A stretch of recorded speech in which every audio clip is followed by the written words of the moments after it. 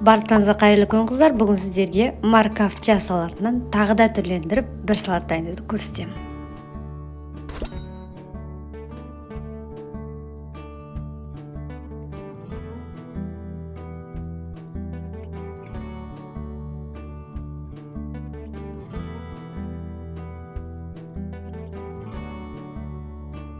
Ол үшін бізге қажетті маркавча салатының өзі, қайнатылған ет, картофель пай, аздап укроп, фасоль, майонез қажет болады.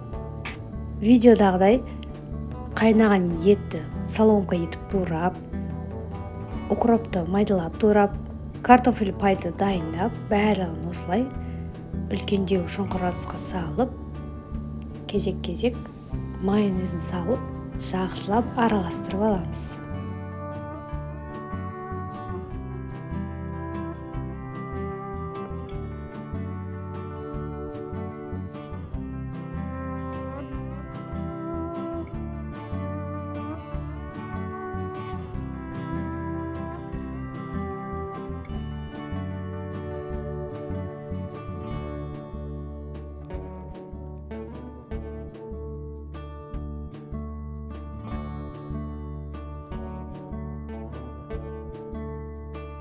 Міне қыздар, витаминге бай, өте дәмді, өте тойымды салатымыз дайын болып шықты.